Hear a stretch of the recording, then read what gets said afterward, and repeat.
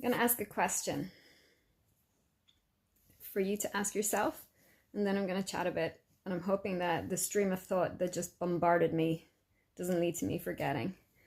So the question is, do you know yourself as a highly sensitive, and how it impacts you for better and for worse? Because those then lead to my next comment, which is, I feel the biggest part of learning to thrive with being highly sensitive is that we have to suck it up. We have to suck it up and know ourselves, and then we're in a position of empowerment to solve a lot of things to make our life better. We live in a world, this is why I feel often the journey of going in and figuring things through for ourselves leads to a better knowing of ourselves, and therefore a better life, is because we're surrounded in life now by labels and identities, and often a level of stuck. It's great to understand ourselves and give us that title, but it doesn't stop there. That's just the start. And although a lot of us of my generation and older have learned about ourselves the hard way, I think ultimately the digging in and learning ourselves leads to really knowing ourselves and not waiting for someone out there to fix and solve it for us. So that does mean a lot of navigating it rather than waiting for someone to do it for us, expecting someone to do it for us, or looking out there always for answers, because we're all different. We're all unique. No one can really tell us our soul path, what we've been through, our past lives, the triggers, the coping skills. So that's why I'm asking you, how does your heightened sensitivity impact you? How do you feel things in your being? And also, what are the negative coping skills that you've put in along the way that may not now be serving you for your best? So I'll give you some examples. A highly sensitive person is going to feel things in their being in different ways, and these feel real. This is where feeling misunderstood is such a challenge. You feel things to the level of expressing symptoms, and symptoms can look as sickness, and sickness can bring us to the doctor, and the doctor then does their job as best they can and gives us a diagnosis. But often if you peel it backwards again, the start of that was something impacting your body that you sensed and then internalized, or a trauma from the past, or past life, or stuff. So it's understanding and catching ourselves at that moment and learning, how do we feel these things? How do they express?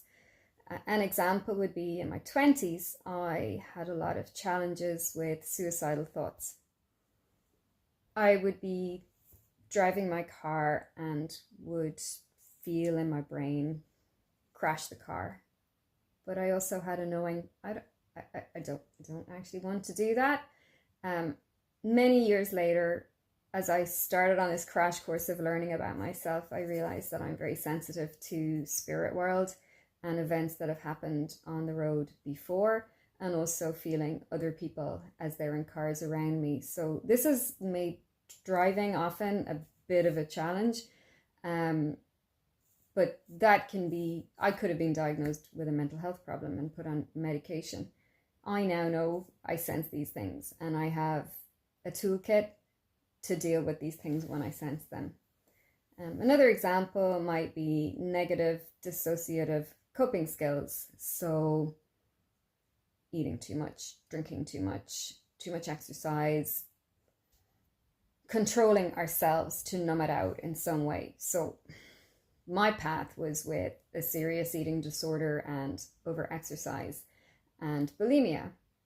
And I have to say, feeling things now, having gone on a healing journey myself, and really and truly, I healed these things because I knew I could be in a better place.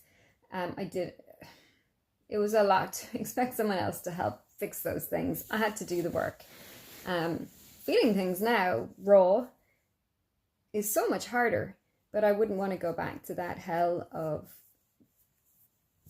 how it feels to be in an anorexic's head, or to be in the state of constant anxiety and stress of someone with bulimia, or the impossibleness of constant exercise. So know your negatives. Yes, it is very hard to feel everything, but also so beautiful, just so beautiful to feel the beauty of what's there. And yeah, it's also challenging. It's really, digging in and knowing yourself or your child, really watching for how, if your child is highly sensitive, I think it is worth reaching out to someone who understands this, because they could be going through a lot of challenges if we don't understand it. Like, to a highly sensitive person, noise can be very difficult. Lights, places, a lot of this can be diagnosed as other things, when perhaps their struggle isn't quite as severe on that spectrum of other things, and there's positives that we can do to help them.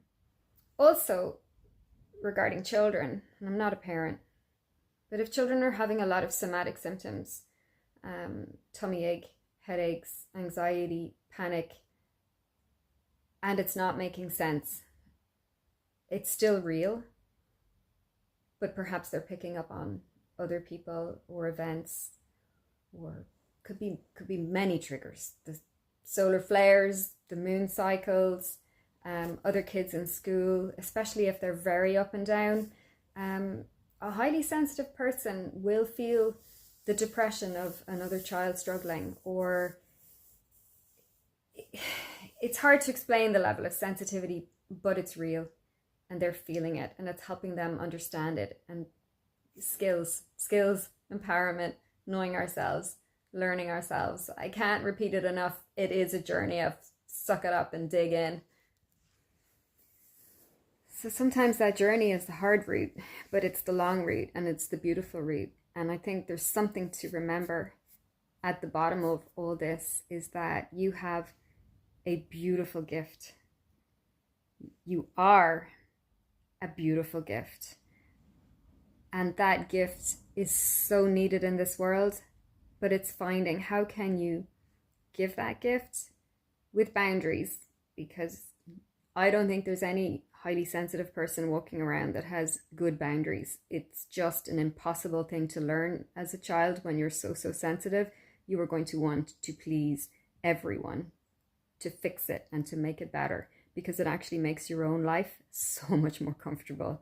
So boundaries. But you have and are a gift, and to lean in and see how that can shine in the world while also protecting yourself. I hope these videos help. There's a lot in there, and there probably wasn't a great flow. My brain is just sort of dumping all of this down, and I'll touch on these separately. But another thing that is important, I think, especially for parents or for those highly sensitives that are in their young 20s and learning the world, it's probably way younger than that now, learning the world of sexual relationships, know your sensitivity, create your boundaries. It's really hard as a highly sensitive, dealing with sexual energies, the energies of want and desire from other people. You can get yourself into more trouble. So really know your worth, your values, your boundaries, and it's okay to speak up and protect yourself, or do what's right for you. Love you.